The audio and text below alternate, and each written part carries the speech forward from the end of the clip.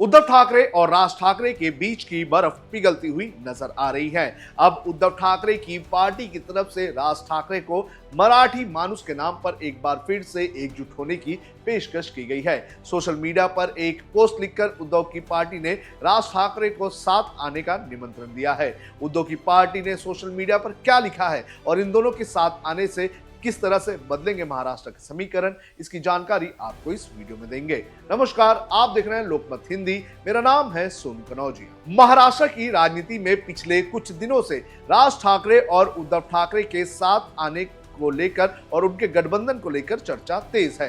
हाल ही में राज ठाकरे ने उद्धव ठाकरे के सामने साथ आने का प्रस्ताव रखा था। इस पर शिवसेना यूबीटी प्रमुख उद्धव ठाकरे ने एक कदम आगे बढ़ा दिया है। उद्धव ठाकरे की शिवसेना की ओर से एक पोस्ट सामने आया है जिसमें देखा जा सकता है कि उद्धव ठाकरे ने मनसे से साथ आने का आह्वान किया है। ठाकरे की पार्टी ने आधिकारिक सोशल मीडिया पेज पर एक पोस्ट शेयर किया है जिसमें लिखा गया है कि समय आ गया है, मराठी अस्मिता की रक्षा के लिए शिवसैनिक मुंबई और महाराष्ट्र के साथ आने के लिए तैयार है। इस पोस्ट को लेकर ठाकरे की शिवसेना की ओर से कहा गया है कि इस पोस्ट के जरिए हम महाराष्ट्र के सभी लोगों से मराठी अस्मिता और मुंबई महाराष्ट्र के लिए एक साथ आने की अपील कर रहे हैं। कहा गया है कि 1 मई महाराष्ट्र दिवस के मौके पर ठाकरे की शिवसेना की ओर से इस तरह के और भी पोस्ट तैयार किए गए हैं। हालांकि कई लोग इस पोस्ट को मन से शिवसेना की बैठक से जोड़कर देख रहे हैं जो राजनीतिक गलियारों में चर्चा का विषय बन चुकी है। मनसे यूबीटी के गठबंधन का महाराष्ट्र की राजनीति पर कितना असर हो सकता है, ये भी हम समझ लेते हैं। 2024 में हुए महाराष्ट्र विधानसभा चुनाव में राज ठाकरे की पार्टी का खाता तक नहीं खुला था। उद्धव ठाकरे की पार्टी भी सभी 288 विधानसभा सीटों में महज 20 सीटों पर ही सिमट गई। अगर ये पार्टियां साथ आती हैं तो महाराष्ट्र में इसका सीधा असर देखने मिल सकता है। सबसे पहले मराठी वोट बैंक एक साथ आ सकते हैं। पिछले 1 दशक से मराठी अस्मिता का मुद्दा कमजोर पड़ गया है क्योंकि शिवसेना बढ़ चुकी है और मन से सीमित हो चुकी है।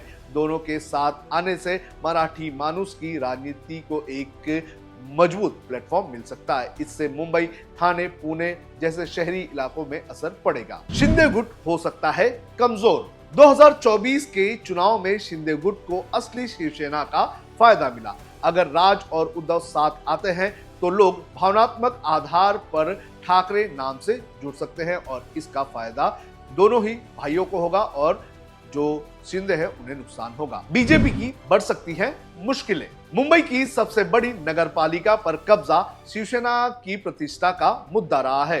2017 में शिवसेना अकेले लड़ी और टॉप पार्टी रही, मन से कमजोर थी।